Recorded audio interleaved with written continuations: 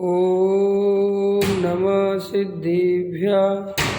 ओम नमः सिद्धिभ्यः। ओम नमः सिद्धिभ्यः। मंगलमय मंगलकरण वीतराग विज्ञान नमो तार जाते भई अरहंतादि महान करे मंगल करे हो महा ग्रंथ करण के जाते मिले समाज सब पावे निज पद राज।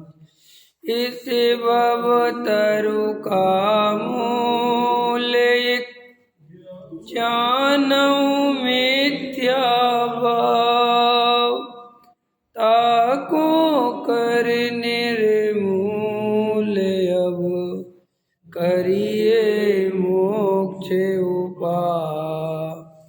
संतप्त मानस शांत हो जिनके गुणों के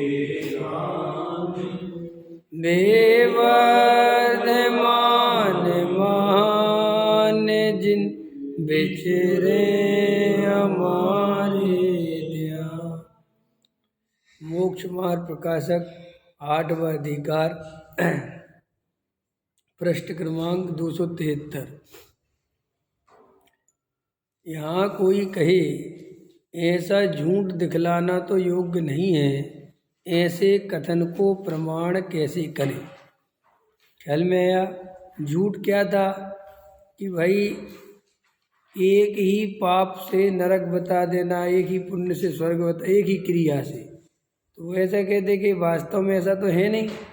कोई अकेले कोई नमोकार मंत्र पढ़ने से स्वर्ग नहीं चला गया, सीता का हरण करने से मात्र रावण नरक नहीं चला गया, है ना।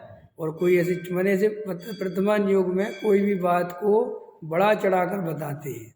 तो वो कह रहे हैं कि साहब आप अगर ऐसी बात है तो ये ऐसा तो झूठ हो गया। ये तो शिष्य कह रहा है ये झूठ है, तो ये तो इतना ऐसा तो नहीं करना चाहिए। तो ऐसे कथन को प्रमाणिक कैसे कहें? तो देखो उसका समाधान दिया टूटम ने। जो अज्ञानी जीव, देखो बहुत ध्यान से देखो, जो अज्ञानी जीव बहुत फल दिखाए बिना धर्म में ना लगे व पाप से ना डरे, उनका भला करने के अर्थ ऐसा वर्णन करते हैं। झूठ तो तब हो जब धर्म के फल को ही पाप का फल बतलाएं, पाप के फल को धर्म का फल बतलाएं, परंतु ऐसा तो है नहीं। जैसे 10 पुरुष मिलकर कोई कार्य करे तो वहाँ उपचार से एक पुरुष का भी किया कहा जाए तो दोष नहीं, अथवा जिसके पितादिक ने कोई कार्य किया हो उसे एक जाति अपेक्षा उपचार से पुत्रादिक का किया कहा जाए तो दोष नहीं। उसी प्रकार बहुत शुभ अशुभ कार्यों का एक फल हुआ, उसे उपचार से एक शुभ या अशुभ भाव का फल बताया जाए तो कोई दोष नहीं, अथवा अन्य शुभ अशुभ कार्य का फल जो हुआ हो उसे एक जाति अपेक्षा उपचार से किसी अन्य ही शुभ अशुभ कार्य का फल कहें तो दोष नहीं है। उपदेश में वही व्यवहार वर्णन है, वो कहीं निश्चय वर्णन है, यहाँ उपचार व्यवहार वर्णन किया है। इस प्रकार इसे प्रमाण करते हैं। इसको तारतम्य नहीं मान लेना, तारतम्य का तो करणान योग में निरूपण किया है, सो जानना।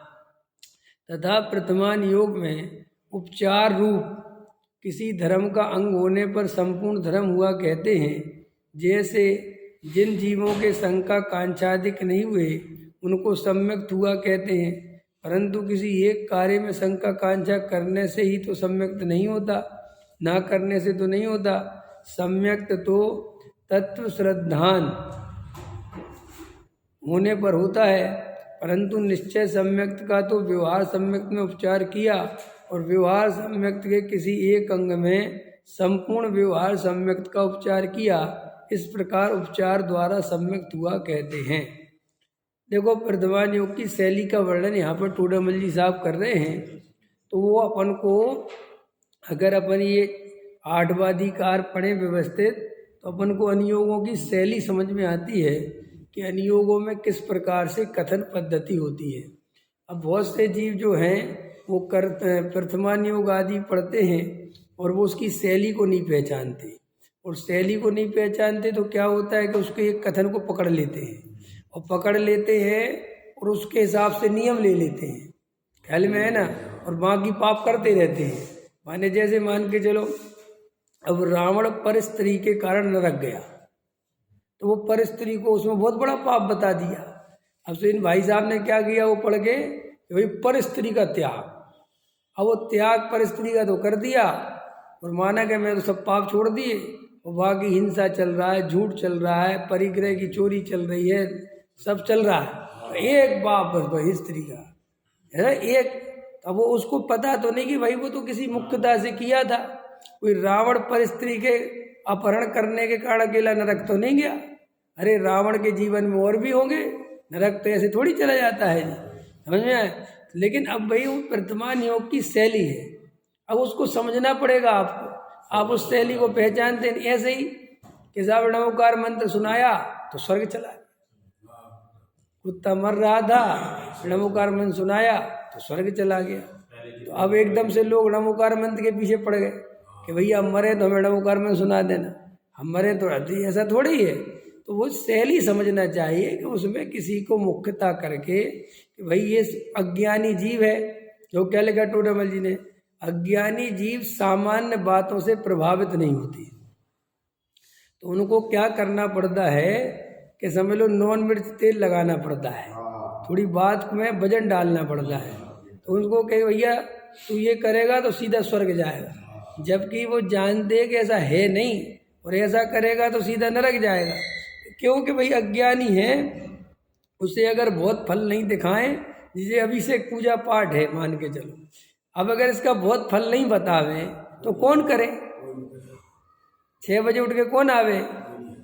इसलिए भैया इसको बहुत वर्णन किया, बहुत अरे 3 लोग के नाथ हैं, उनको छूने का स्पर्श करने का महाभाग है, और ये है और वो है, और एकदम साथी से पुण्य बनता है। और जो रोज पूजा पाठ प्रक्षाल करते हैं, भगवान को स्पर्श करते हैं, उनके घर में दरिद्रता नहीं आती, पैसा आता है। तो अब कोई कहे कि यार ये तो बिल्कुल झूठ है तो झूठ, वास्तविकता तो यही है। लेकिन क्या करें, अगर सामान्य ऐसा बोले कि भाई भगवान की पूजा पाठ प्रक्षाल करना चाहिए, देवशास्त्र गुरु हैं, तो कोई नहीं करे, क्योंकि सबको लालच दो, लोभ दो, समझ में आए ना, तो सब करते ना, नहीं करते। इसलिए देखो आप, लोग मान कसाय के वशीभूत होकर और लोभ कसाय के वशीभूत होकर ही धर्म करते हैं, इसलिए कभी सच्चे धर्मात्मा नहीं होते। मान कसाय के अर्थ में मान सम्मान की चाय में व्रत उपवास करते हैं, मंदिर आते हैं, बोलियां लेते हैं, दान देते हैं, क्रिया पालते हैं। कई लोग तो मान के लिए करते, और कई लोग लोभ के, स्वर्ग आदि के लोभ से कि हमें पुण्य बनेगा, फिर हमें सामग्री मिलेगी, अनुकूलता रहेगी। कई लोग कहते हैं फलाने महाराज ने जब से हमारे ऊपर पीछी रखी है, हमारी भाई साहब इतनी दुकान चलने लगी। तो अब देखो, उसको महाराज से कोई लेना देना नहीं है, अब वो वहाँ पर हर महीने भागता है और वहाँ पे 1 लाख की बोली लेता है, तो वो इसलिए लेता है कि तुम हमारे ऊपर पीछी रख दो, हमें तुमसे कोई मतलब नहीं है। अब वास्तव में ऐसा तो है नहीं, अगर पीछी रखने से पैसा बढ़ता तो वे तो सब पे पीछी रख रहे, तो सब ही पैसे वाले बन जावे, फिर सब क्यों नहीं बने, तू ही अकेला क्यों बना। सो कोई तर्क बुद्धि तो लगाता नहीं, क्यों, मोह में फंसा है ना। बेहोश आदमी कभी तर्क युक्ति नहीं लगाता, वो तो कहता है कि मैं तो जब से, अभी एक मिला था एक मित्र मेरे को, कहने लगा एक जगह कोई मंदिर है बुंदेलखंड में, कह रहा भैया वहाँ पे जब से मैं गया मेरे सारे काम बन गए, और मैं जितनों को ले गया उनके काम बन गए, बहुत चमत्कार है, बहुत चमत्कार। तुम कहा भैया मुझे कब ले चलेगा, समझ में, कह रहे आप अगली बार आओ, मैं आपको ले चलूँगा, और आप हृदय से पवित्रता से बिल्कुल सोच के रखना आपको जो चाहिए। बोले मेरे तो बेटे भी नहीं हो रहा था, और 2 बेटियां थीं और बेटा था नहीं उसमें, तो कहने लगा मैंने तो भगवान से कह दिया मांगूंगा नहीं तुमसे। क्या कहा उसने? मांगूंगा नहीं, अगर देना हो तो दे देना।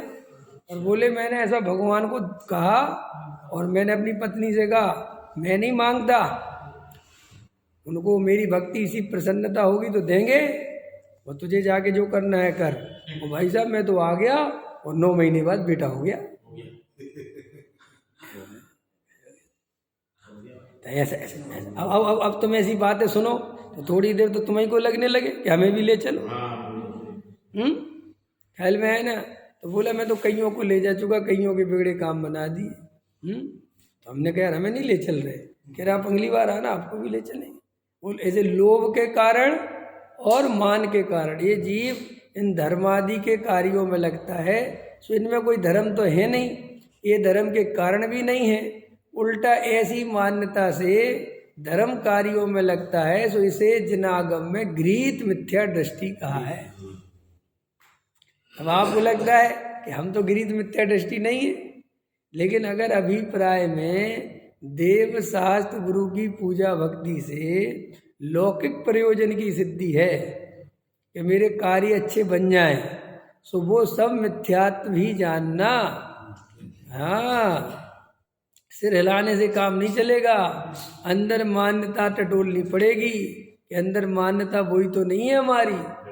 कि साहब आप कैसे हमारी मान्यता, कि देखो अगर तुम्हें ऐसी मान्यता नहीं होती तो तुम क्रिया के लिए बहुत परेशान नहीं होते, तुम सहज रहते। वो सहज नहीं रह पाता है और पीछे मेरे ऊपर रख जाए, भगवान मुझे उठाने मिल जाए, वो तो इस बात की निशानी है कि इसके अंदर 100% लालसा है। अगर वस्तु स्वरूप समझता तो वो मरता ही नहीं, वो तो कहता काय की पीछी, ये सब है पुद्गल के खेल, इनसे नाही हमारो मेल। इनमें क्या रखा? ये भगवान की प्रतिमा उठाना, रखना, विराजमान करना। जैसे रखना शब्द बोल दिया ना, इसी पे कोई लड़ने आ जाए। अब भगवान को आप रखना बोलते हो, ऐसे ऐसे होते ना। एक जगह तो बताओ 3 लोग के नाच को आप ऐसा बोलते हो कि भगवान को रखना, अरे विराजमान करना। ठीक, क्या होता है? बात वही है। तुम चाहे विराजमान कहो चाहे सब नहीं, सब आदर है उनका आदर। तो ऐसा शब्दों की कोई वैल्यू नहीं। तो ये तो भाषा शास्त्र जो है, ये तो द्रव्य क्षेत्र काल भाव के अनुसार परिवर्तन होता ही रहता है। इसमें क्या रखा है? और तुम्हें भाषा का ज्ञान कहाँ है? क्यों है भाषा का ज्ञान? है कुछ भी भाषा का ज्ञान नहीं है। ऐसा अपन को बस हमें से नहीं बोलना चाहिए वैसे, अरे क्या है? तो जो भगवान को यहाँ से बाहर रखा, विराजमान करा, तो वो सब पुद्गल की क्रिया हुई कि चेतन की क्रिया है? वो पुद्गल की क्रिया से जीव का क्या संबंध है? वो अपनी योग्यता से प्रतिमा रखी गई, अपनी प्रतिमा से वापस जाए। तुम मानते हो कि मैं यही तो मिथ्यात्व है। जो जड़ की क्रिया का कर्ता बने और उसको कर्ता बने और अति उत्साह से कर्ता बने, तो बोलो मिथ्यात्व का डबल इंजन हो गया कि नहीं हो गया? है मोदी जी की डबल इंजन की सरकार चल रही कि नहीं? डबल इंजन की सरकार क्यों? डबल इंजन की सरकार समझ गए कि नहीं समझ गए? हैं कि साहब तुम्हारी भी, तुम्हारे राज्य में भी हमारी सरकार और केंद्र में भी हमारी सरकार। तो क्यों इसमें क्या लगता है लोगों को कि विकास होता होगा? विकास होता है कि नहीं होता, लेकिन भ्रष्टाचार बहुत शांति से हो सकता है समझ में आया कि? क्योंकि भाई चोर मोसे रे भाई, अब अपने ही आदमी वहाँ बैठा है और वहाँ कोई भ्रष्टाचार करे भी और इन तक खबर आवे भी कि भैया तुम्हारे आदमी भ्रष्टाचार कर रहे हैं, तो जिन निकाले तो पूरी दुनिया को पता चले, तो भैया चुपचाप रहे चलने दो। तो भाई अब तुम्हें लगता है कि विकास हो रहा, अब ये तो भ्रष्टाचार हो रहा है कि विकास हो रहा, वो तो संसार कौन जाना है। तो ऐसे ही क्या होता है कि भाई क्रिया को क्रिया ही जड़ की मानना, उसे मैंने किया ऐसी मान्यता अगर होगी तो गारंटी से मिथ्यात्व होगा, बिल्कुल गारंटी है इस बात की। इसलिए अंदर चेक करो कि हम जड़ की क्रिया के कर्ता तो नहीं बनते। और कर्ता की बात तो छोड़ो, अगर उसमें करने में अपने को बड़ा धर्मात्मा मानते हो सो और मिथ्यात्व है। ख्याल में ने अंदर ये तो ज्ञानी, तो फिर साहब ये तो साहब सबका। अरे भाई, संसार में अज्ञानी जीवों का बोला वाला है, और ये संसार अज्ञानी जीवों से ही चलता है, ज्ञानियों से नहीं चलता। घबराना नहीं, ज्ञानी तो निकल जाएंगे संसार से, वे कहाँ संसार चलाएंगे? संसार कौन चलाएगा? ये मंदिर की व्यवस्था कौन देखेगा? ज्ञानी के अज्ञानी? खतरनाक है थोड़ा सा। अभी डॉक्टर साहब का एक प्रवचन था, कल परसों डॉक्टर साहब का प्रवचन सुन रहा था, सुनो तो जैन साहब, तो बोल रहे थे ट्रस्टी माने झाड़ू लगाने वाला।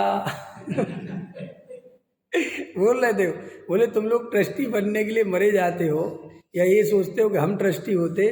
तो बोले ट्रस्टी माने क्या? मुफ्त का चपरासी, जो उस मंदिर का कर्तृत्व, समझ में आया, और व्यवस्थापक बना हुआ है, जिसे प्रवचन सुनने की फुर्सत नहीं है, वो झाड़ू लगाने वाले से ज़्यादा थोड़ी है। भले 10 लाख दिए हो, समझ में, और लेने वाले ले रहे, चल रहा है मजा। तुम क्या सोचते हो कि अरे कुछ नहीं, ये सब संसार में ये मोह में गिरसित ये जीव, ज्ञानियों के द्वारा संसार नहीं चलता, अज्ञानियों से चलता है। घबराना नहीं। ये जितनी बड़ी बड़ी संस्थाएं, ये मंदिर, ये मस्जिद, ये गुरुद्वारे कौन चलावे? जिसे आत्मा दिख जावे वो तो भग जावे, वो कहे मैं यहाँ बैठ के करूँ क्या, मुझे अपनी आत्मा की तरफ जाना है, मैं यहाँ इनकी व्यवस्था थोड़ी देखता फिरूंगा। कई लोग कहते ना कि भाई सम्यक दृष्टि के 8 अंग में व्यवस्थापक नाम का अंग नहीं है कि वो व्यवस्था देखता है, वो कुछ नहीं दे, वो तो प्रभावना, तत्व सुनाना, सुनना, समझना, यही प्रभावना है। तुम्हारी ईंट चूना पत्थर की व्यवस्था की प्रभावना नहीं है। तो साहब ये कौन देखेगा? हम फिर ने कहा ना टोडरमल जी ने, अज्ञानी है ना इतने, क्यों कौन देखेगा का मतलब क्या है ना सब। और देखो पूज्य गुरुदेव श्री से कहा कि आप थोड़ा पुण्य को भी ले लिया करो ना, पुण्य को थोड़ा उपादेय बता दो, पुण्य करना चाहिए बोल। तो गुरुदेव कहते थे अगर मैं ही ये बता दूंगा तो फिर भगवान आत्मा कौन बताएगा? कम से कम मुझे तो छोड़ दो। हैं, अगर 1000 आदमी हैं और वे पुण्य में धर्म बता रहे हैं और मैं एक अकेला आदमी कह रहा हूं कि पुण्य में धर्म नहीं है, तो कम से कम मुझे तो रहने दो, एक तो आदमी सही बचने दो कि उसे भी, है ना। ऐसे ही अगर मान के चलो अब मैं ही हूँ सब कुछ करो, अब मैं तुम में ही मिल जाऊं, तुम्हारे जैसे काम करूं, मैं भी व्यवस्थाएं देखने लगूं, मैं भी खाना परसने लगूं, तो भाई एक आध तो बचने दो जो केवल स्वाध्याय करे और कोई काम ना करे। है नहीं साहब, आप सब करते आप भी करो, हम भी करेंगे तो फिर वो स्वाध्याय में मजा नहीं आएगा। अब समझ गए? डॉक्टर साहब कहते थे कि संस्था में रहते थे दादा, तो बोले साहब आप दान भी इकट्ठा करवाओ ना रसीद। तो दादा क्या कहते थे, अगर ये काम भी हम करेंगे तो फिर समय सार कौन सुनाएगा कि भाई इसके लिए दूसरा आदमी लेके आओ तुम, जो तुम्हारे पैसा इकट्ठे करे, तुम्हारी व्यवस्था बनाए। अगर वो व्यवस्था भी विद्वान से ही बनवाओगे तो फिर उससे समय सार मत सुनना, फिर वो समय सार सुनने के लायक बचेगा नहीं। और आज समाज क्या कर रही है, वही विद्वान समय सार सुना रहा है, थोड़ी देर बाद वही बोलियां लगवा रहा है, थोड़ी देर बाद वही भजन गा रहा है, थोड़ी देर बाद वही विधानाचार्य बन गया, थोड़ी देर बाद वही संचालक बन गया, थोड़ी देर बाद वही सम्मान कराने वाला बन गया, थोड़ी देर बाद करने वाला बन गया। इतने कैरेक्टर में घुसा दिया कि वो अपना ही स्वरूप भूल गया। क्यों है? कई तो इतने कंफ्यूज हो जाते हैं कैरेक्टर करते करते कि अब उनको ये समझ में नहीं आता कि अब क्या करना है। कई लोग तो समय सार खोल के बैठे थे, वो भूल जाते कि हम समय सार खोल के बैठे, कोई भजन सुनाने लगे तो कोई कहा पंडित जी अभी तो अच्छा स्वाध्याय का टाइम है क्या? वो सही नहीं है, बेहोश पड़े हुए हैं, ख्याल में है कि नहीं है। देखो एक बहुत बड़ा विदेश में अभिनेता हुआ, उसने अपनी आत्मकथा लिखी कि मैंने इतने रोल प्ले करे, इतने अभिनय करे, और मेरे जीवन में सबसे ज़्यादा तकलीफ मुझे तब होती थी जब मेरे पास अभिनय करने के लिए कोई काम नहीं होता था। तो उसने बोले साहब काहे की तकलीफ? बोले मुझे अभिनय करते करते ऐसी आदत हो गई, मेरी ऐसी नेचर डेवलप हो गई कि अब मुझे कोई बतावे कि भिखारी की एक्टिंग करो तो मैं एकदम तुरंत चालू, कोई कहे कि कुली की एक्टिंग करो तो एकदम तुरंत चालू, कोई कहे राजा की एक्टिंग करो तुरंत चालू, लेकिन कोई कहे कुछ मत करो तो मुझे बहुत घबराहट हुई, अब मैं क्या हूँ? अभी तो तुमने बता दिया था कि तुम कुली हो, तो मैं कुली का रोल अदा कर रहा था। अभी तुमने बता दिया था कि तुम राजा हो, लेकिन अब मुझे कोई नहीं बता रहा, इस बार फिल्म नहीं मिल रही, तो मैं क्या हूँ?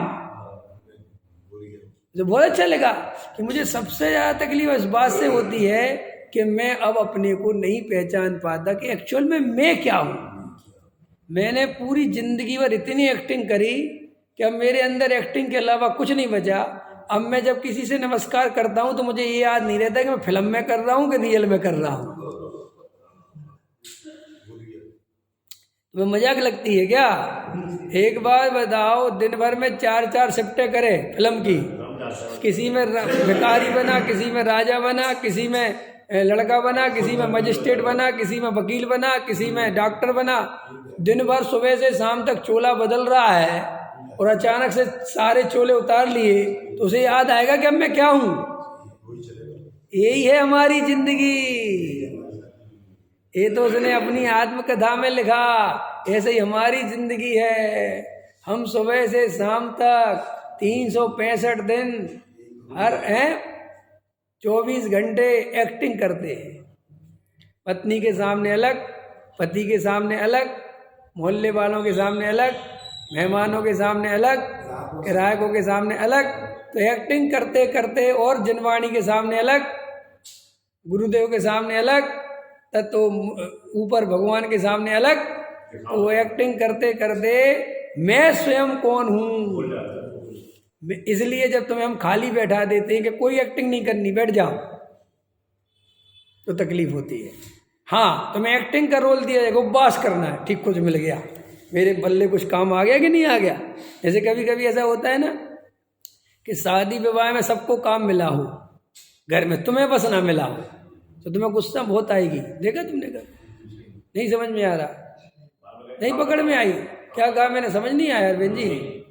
तुम्हें शादी में सबको काम मिल गया, भाई एक को भाई को ये दे दिया, एक को, तुम्हें कुछ नहीं दिया, और तुम देख रहे सबरे बिजी हो, तुम बैठे हो, तो तुम्हें देखो कितनी तकलीफ होती है। तुम अपने पिताजी के पास जाओगे, या भाई भाई मेरे लिए कुछ काम नहीं है नहीं तुम्हारे लिए कुछ नहीं है ऐसा होता है कि नहीं होता है?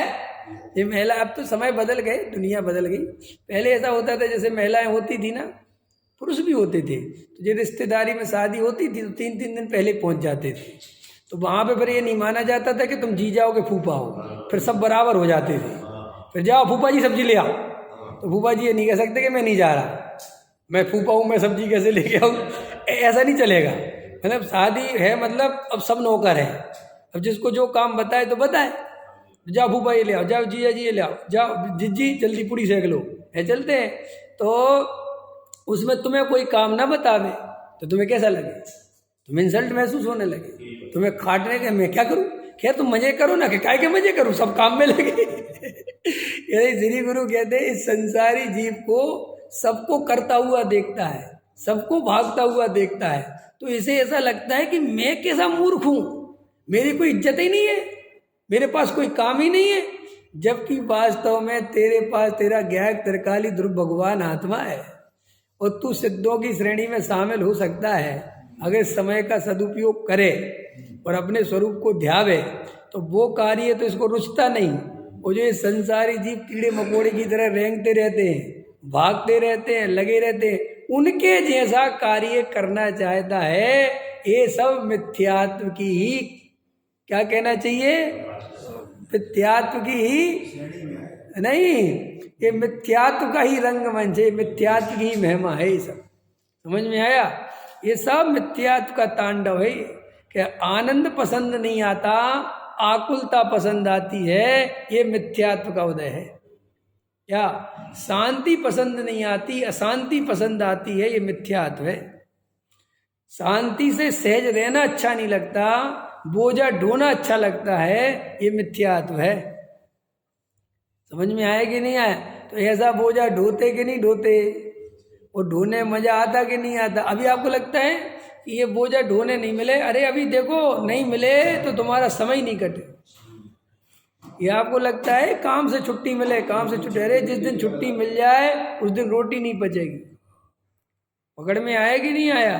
तो भैया अज्ञानी जीव व्यवस्थापक बनेगा, संसार चलाएगा, संयोगों में दौड़ेगा। बिल्कुल इसमें कोई चिंता करने की जरूरत नहीं है आपको कि ये मंदिर कैसे चलेंगे, कुछ नहीं, सब चलेगा, चिंता मत, सब बढ़िया चलेगा। हाँ, तुम अपना सम्यक दर्शन प्राप्त कैसे होगा इसकी चिंता करो, और ये अभिनय करना बंद करो, एक्टिंग करना बंद करो। बिल्कुल दो कौड़ी की है। मैं तो कभी कभी इतना सुनाता हूँ, इतना बताता हूँ, और उसके बाद भी देखता हूँ कि इंच भर भी फर्क नहीं पड़ता। मुझे ऐसा लगता है कि देखो कैसी योग्यता, इतना समझने के बाद भी शांत होने का, तत्व विचार करने का, एकांत में तत्व विचार करने का, निर्णय करने का जीवों को विचार नहीं आता। ऐसा वस्तु स्वरूप सुनने के बाद फिर भी वही संसार संसार करना करना। तो अभिनेता की कहानी समझ गए ना, तो उसने अपनी आत्मकथा में लिखा कि जब मुझे कोई एक्टिंग नहीं देता तब मेरे को बेचैनी होती, मुझे ऐसा लगता कि मैं हूँ कौन, मैं क्या कर रहा हूँ। ऐसे हम सब भी दिन भर घर गृहस्थी के कार्यों में उलझे रहते हैं, तो हमें ऐसा लगता कि मैं कुछ हूँ, मेरी सत्ता है, मैं कुछ काम का व्यक्ति हूँ, है ना, क्यों। और अगर हमें कोई काम ना हो, शांति से हम बैठे हों, तो हमें ऐसा लगता हम बेकार हो गए। क्यों, बूढ़े लोग तो बोलते हैं बेकार हो गए जी हम, सुना होगा आप लोगों ने, बूढ़े लोग बोलते हैं हम तो बेकार हो गए जी, बेकार हो गए। क्या बात के बेकार हो गए भाई, कि हमारे ऊपर से गधा मजूरी उतार दी लोगों ने। पहले हम गधा मजूरी करते थे, गधे थे, तो हमें बहुत मजा आता था, और अब हम ऊपर से गधा पना उतार दिया और बोले शांति से बैठ जाओ, आत्मा का ध्यान करो, धर्म ध्यान करो। सो क्या कहता है, धर्म ध्यान करने को, स्वाध्याय करने को कहता हम बेकार हो गए, बेकार हो गए, कि असली काम करने का मौका मिल गया है, असली काम जो करने योग्य है वो मिल गया है, उस तरफ तुम्हारा ध्यान नहीं जाता। हाँ, वो किया नहीं और करोगे नहीं तो क्या होगा, पहले में किया तो है ही नहीं, और आगे करने की तुम्हारी स्थिति नहीं, करना नहीं चाहते तो फिर ये बहुत समुद्र जाएगा।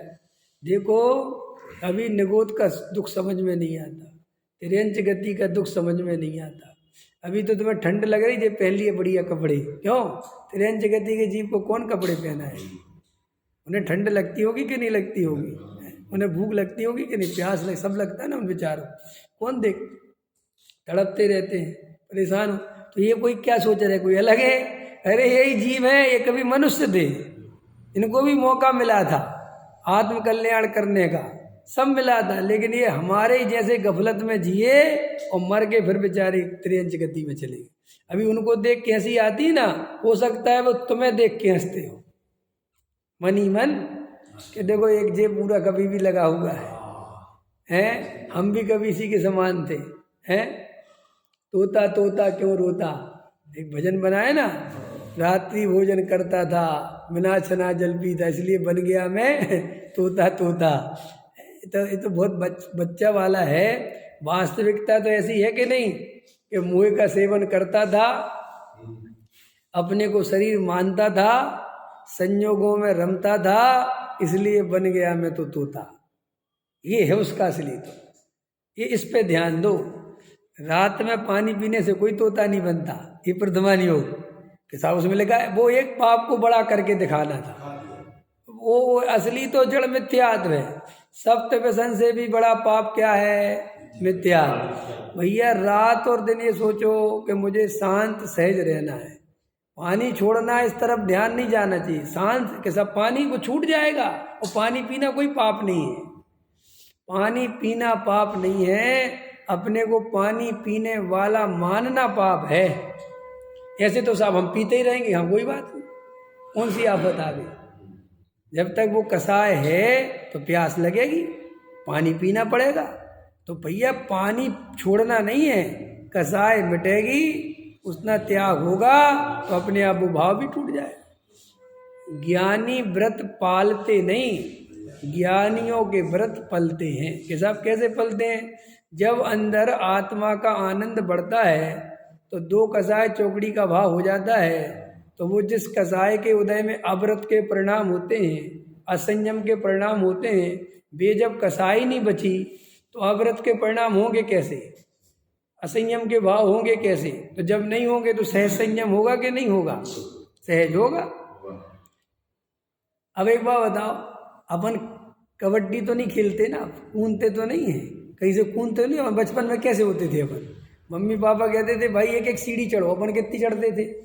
3-3 4-4 और कूदते थे 10-5 फुट से कूदते थे। अब क्यों नहीं कूदते? कि अब नहीं आएगा वो परिणाम। वो उस भूमिका में आता था तो वैसी क्रिया होती थी। अब इस भूमिका में वो परिणाम नहीं आता, तुम क्रिया तो क्रिया रोकी तुमने, क्यों? कूदने का काम रोका ना अब तुमने, है? हरकतें कंट्रोल करी ना बहुत ध्यान लगा लगा के, कि अपने आप हो गई। वो बचपने वाली जो हरकतें थी जिन पे डांट पड़ती थी, अच्छा सही बात बता, उनको रोकने के लिए क्या किया आपने? कुछ किया है?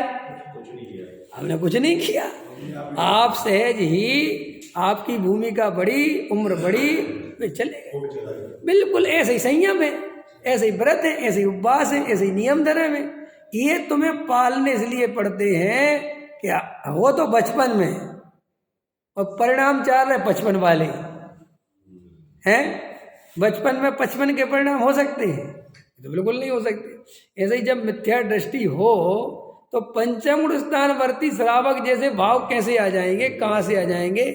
और दबा दबा के लाओगे तो अत्यंत महाकसाय से रोलोगे।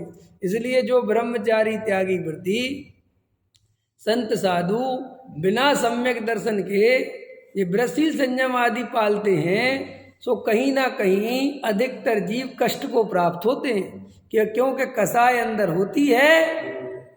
और देखो भाई, हमारी एक मान्यता बहुत गलत है, इस पे भी आपको विचार करना ही चाहिए। हमारी एक मान्यता ये है कि दुखपूर्ण आज से सुखपूर्ण कल निकलेगा। क्यों है? कल डॉक्टर साहब समझाए थे, ध्यानत राय जी की कोई बार है, भावना का समझाए थे, क्या बता रहे थे? सुखते भाई दुख होते हैं, दुखते भाई सुख होते हैं। माने दुख से सुख, सुख से दुख, सुख से दुख, ऐसा है क्या? तो वो समझा रहे थे कि जब 25-26 साल के होंगे तो अशोकनगर में 30 साल के होंगे तो प्रवचन करते थे। तो प्रवचन करते थे डॉक्टर साहब शाम को, सुबह कोई और पंडित जी करते थे, बड़े 70 साल के। और डॉक्टर साहब कितने साल के? 25-30 साल, माने बेटे जैसे, और बेटे पोते ही जैसे समझ लो। तो सुनो, वो पंडित जी समझा रहे, दुखते भाई सुख होवे, सुखते भाई दुख होवे, ये संसार का क्या कि भाई क्या है कि सुख से दुख होता है और दुख से सुख होता है। उदाहरण क्या देते थे कि पहले अगर दुख भोग लोगे तो बाद में सुखी सुख भोगोगे, और अगर पहले सुख भोग लोगे तो बाद में दुखी। तो जैसे विद्यार्थी है क्यों, और पहले दुख भोगता है तो बाद में सुख भोगता है। तो डॉक्टर साहब ने सुना, डॉक्टर साहब ने कहा इसका अर्थ ऐसा नहीं है, ऐसा वस्तु का स्वरूप है ही नहीं। ऐसा 3 काल में संभव नहीं कि दुख सुख को पैदा करे और सुख दुख को पैदा करे। भाई सुख सुख को पैदा करता है और दुख दुख को पैदा करता है। अब समझ रहे हो मेरी बात? तो डॉक्टर ने बहुत से समझाया कि भाई उसका मतलब ये नहीं है जो मतलब तुम निकालते हो। ते शब्द का अर्थ कारण में नहीं है, ते शब्द का मतलब तो उसके बाद, जैसे अशुभ के बाद शुभ, शुभ के बाद शुद्ध। तो इसका अर्थ ये नहीं है कि अशुभ के कारण शुभ हुआ। आप समझ गए? बाद में और कारण में अंतर है। भाई अशुभ के बाद शुभ होता है, परम सत्य है, लेकिन अशुभ के कारण शुभ नहीं हुआ, शुभ शुभ के कारण हुआ है। अगर अशुभ के कारण शुभ मानोगे तो बिल्कुल बात ही खत्म हो जाएगी, फिर तो बहुत उल्टी रीति चलेगी है। तो उदाहरण दे रहे थे, दशरथ ते राम भये, राम ते फिर लब कुश भये। ते माने दशरथ के बाद कौन हुआ? राम, और राम के बाद लव कुश हुए। इसका अर्थ नहीं कि दशरथ कारण है राम के और राम कारण है लव कुश के, नहीं। कारण और ते माने बाद में अंतर है। तो हमारी मान्यता भी बिल्कुल ऐसे ही है कि हम सब क्या करते हैं ऐसा मानते हैं कि पहले व्रतशील संयम आदि के कष्ट झेलो। क्या झेलो? यहाँ भूख लगी हो मत खाओ, रोक लो इच्छा को, दबा लो, नहीं खाएंगे, कुछ हो जाए, एक दिन की तो बात है। तो बदले में क्या मिलेगा? स्वर्ग मिलेगा। स्वर्ग मिलेगा ना, पुण्य मिलेगा। अगर हम भूख को रोक लेंगे और रोटी नहीं खाएंगे, कष्ट सह लेंगे, तो क्या मिलेगा रमेश जी? पुण्य मिलेगा कि नहीं मिलेगा? अरे सारी दुनिया में पुण्य सही बांध रहे कि नहीं बांध रहे? एक बार जो बंदे कोई, ताई पशु गति दुख नहीं होई। हैं? ऐसा है कि नहीं? बाबा भंडार भरे बाबा क्या करेगा? और भंडार भी भरेगा। और एक बार जो बंदे कोई, कौन को बंदना है? जब मैंने भजन पढ़ा छोटे में, एक बार जो बंदे कोई, ताही पशु गति दुख नहीं, नरक गति दुख नहीं हुई, कि बाबा भंडार भरे। तो मैंने क्या, किसको बंदना है, किसको क्या करना है? बोले सम्य सागर की बंदना है कि नहीं? तो मैं घर से बिना कहीं भाग गया।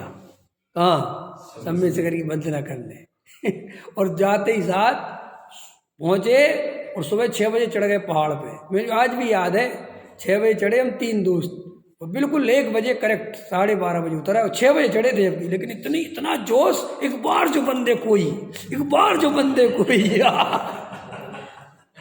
और ऐसे भागे समझो।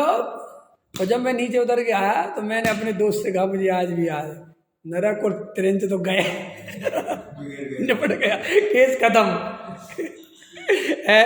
क्यों? है कि नहीं? ओ पर वो कष्ट नहीं दे।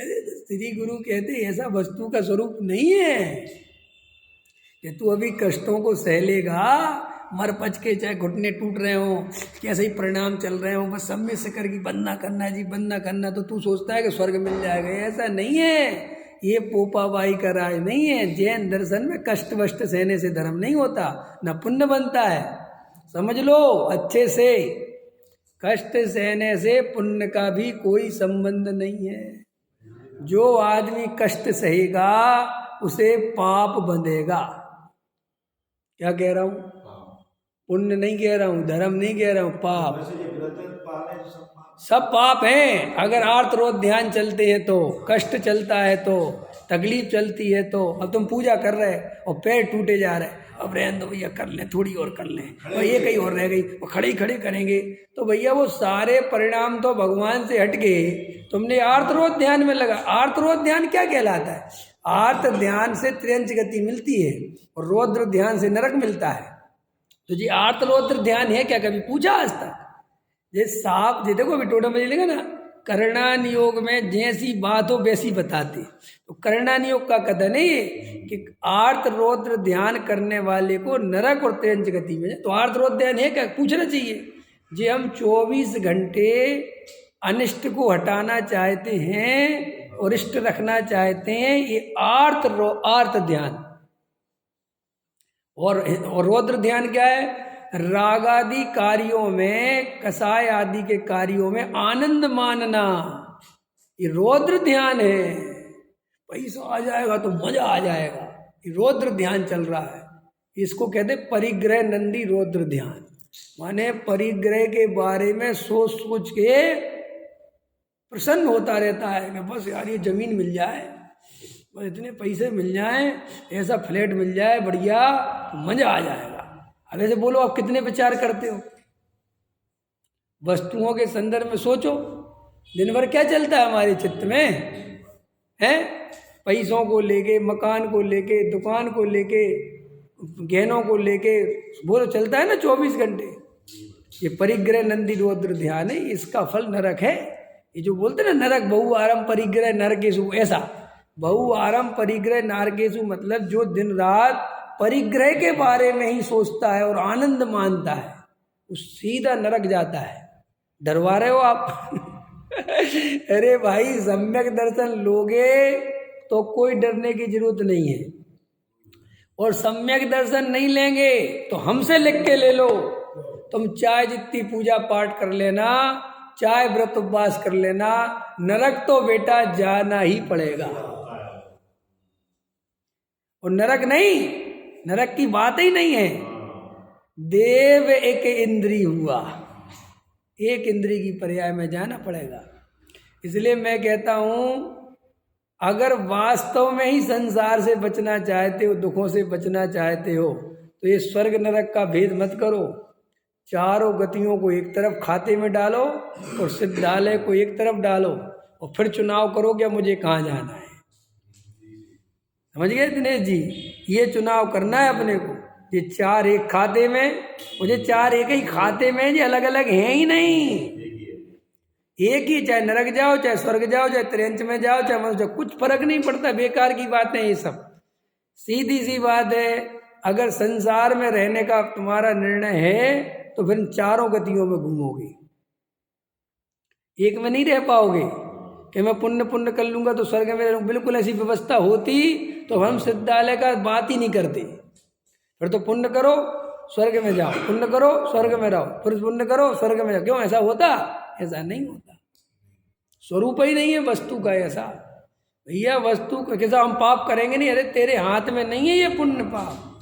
अभी भी सुन ले, अगर तेरे नरक जाना है तो भाई साहब नरक ही जाना है, कुछ नहीं कर पाएगा तू। ये भ्रम मत पालो। तो फिर क्या कर तू? सम्यसन की प्राप्ति कर। सम्यक दर्शन एक ऐसी चीज है कि अगर नरक भी जाना होगा तो भी वहां सुखी रहेगा। सम्यक दर्शन ऐसी चीज है, त्रियंच में भी जाना होगा तो भी सुखी रहेगा। और सुन, सुखी नहीं रहेगा, कालांतर में ये सम्यक दर्शन मोक्ष पहुंचा देगा। 2 4 6 गति 10 गतियों में इधर से उधर होंगे, और वो भी बहुत वीआईपी तरीके से होंगे।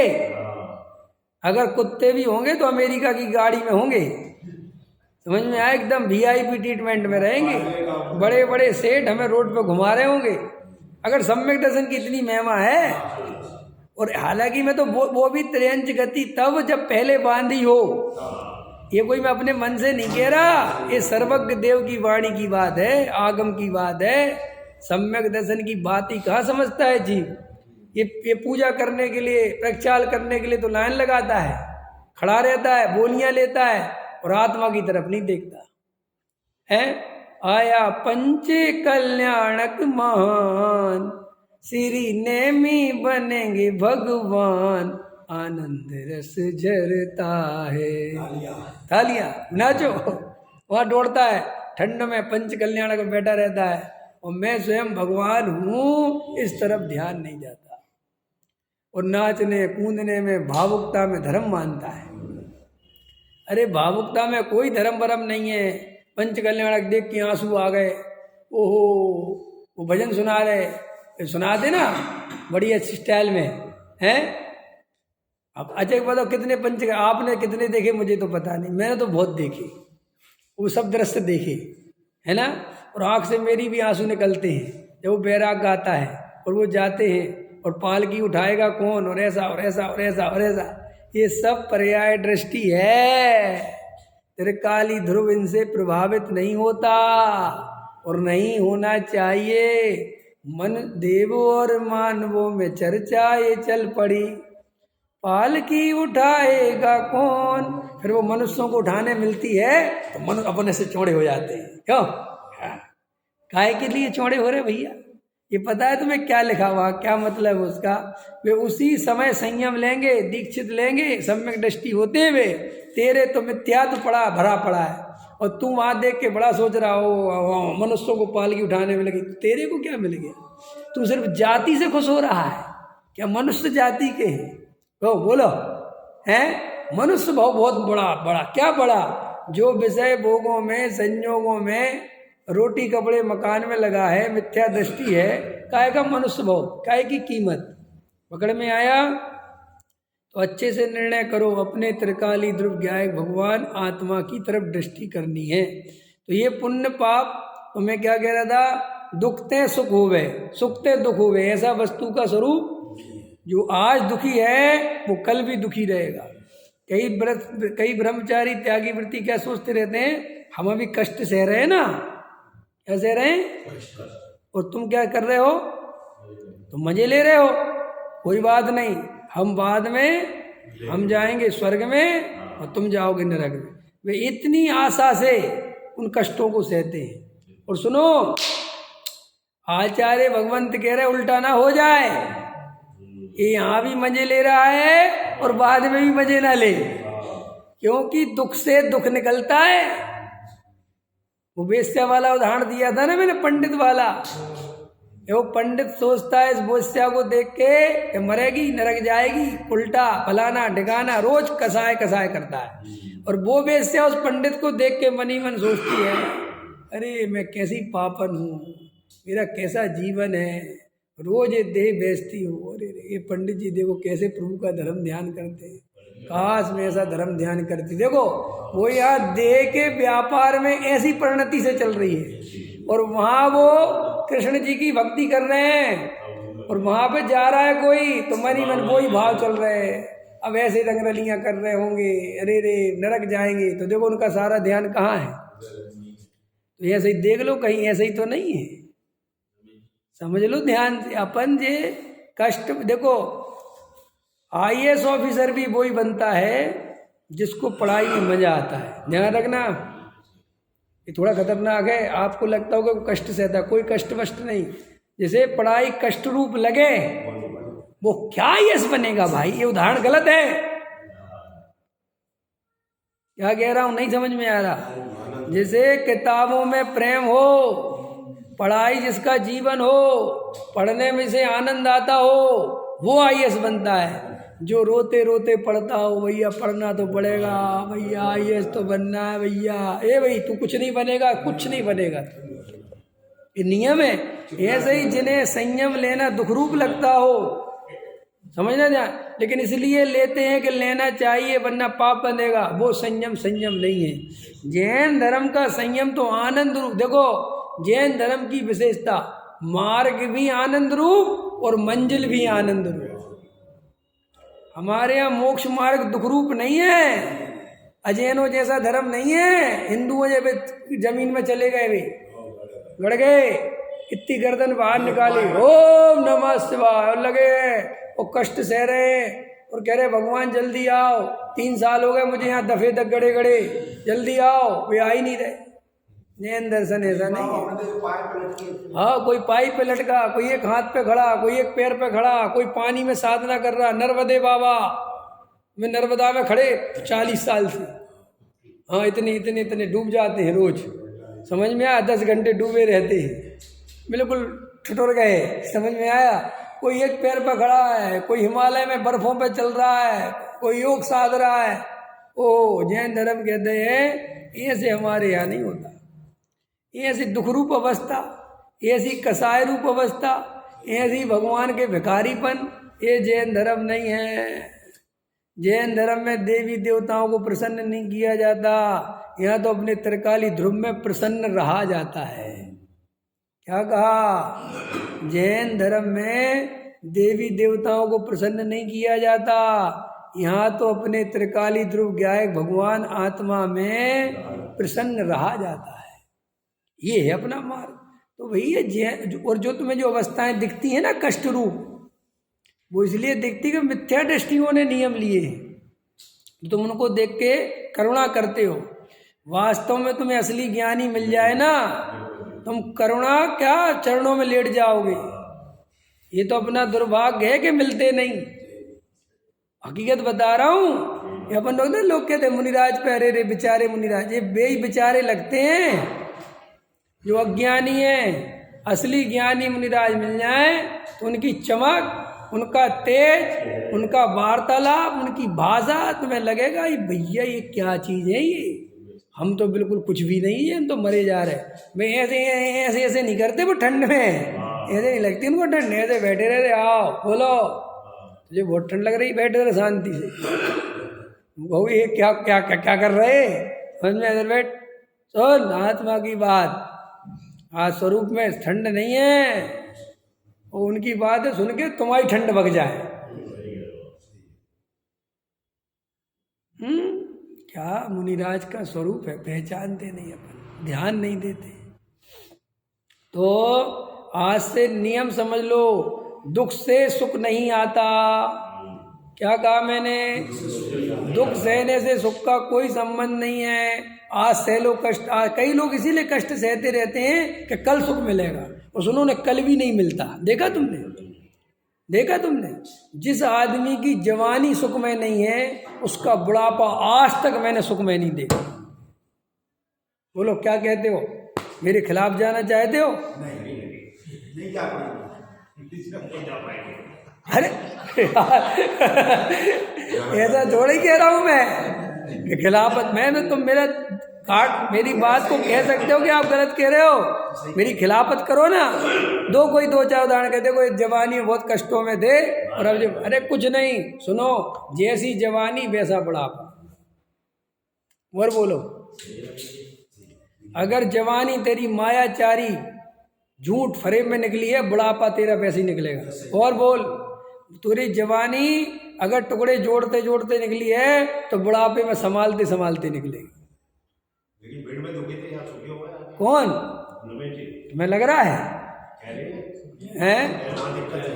अरे कौन सी दिक्कत? हाँ, वो बाहर की दिक्कत भले ही बदल जाए कि वहाँ 10 रुपए कमाते थे, यहाँ 100 रुपए कमाते थे। रमेश जी हैं। रमेश जी का व्यक्तित्व वही रहेगा जो है। और अभी भी मौका है, 5 साल तत्व विचार में लगे तो बुढ़ापे की दशा बदल सकती है। मेरा पक्का निर्णय है, 50-55 पार करे, 60 पर कुछ नहीं होना तुम्हारा, फिर तो तुम झूठ बोलोगे।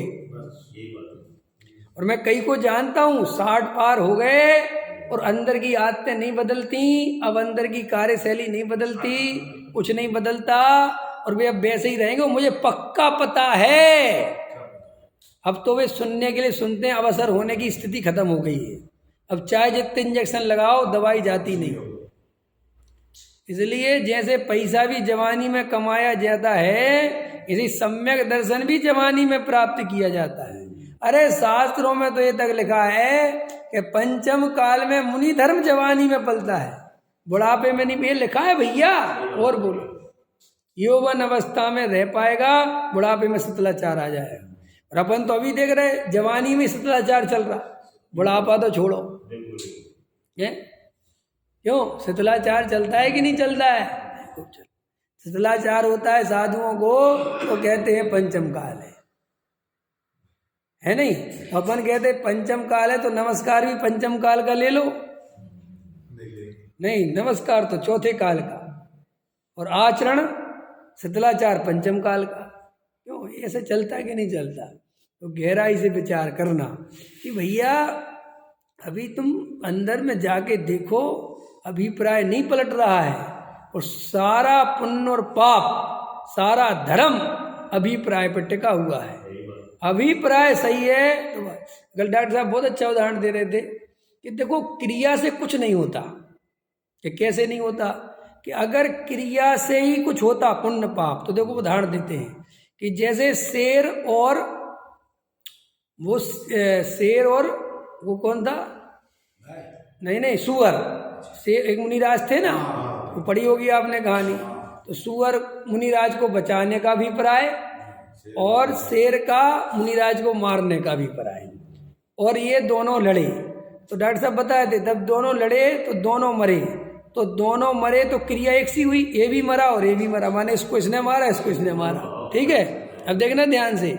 और एक स्वर्ग गया, एक नरक गया, तो क्रिया एक सी हुई, तो ये अंतर कैसे आ गया? अब अंदर सुनो साहब, आगे चुनो कि साहब इसके क्रोध के परिणाम थे, शेर के क्रोध के, काय के, शेर के काय के परिणाम थे? तो सुअर के थे कि नहीं? सुअर के भी पूरे क्रोध के परिणाम थे। हाँ, क्योंकि शेर पे झपट्टा मारा होगा तो प्रेम से थोड़ी मारा होगा, और पूरी ताकत लगा के मारा होगा। और शेर को तो मारने के थे ही,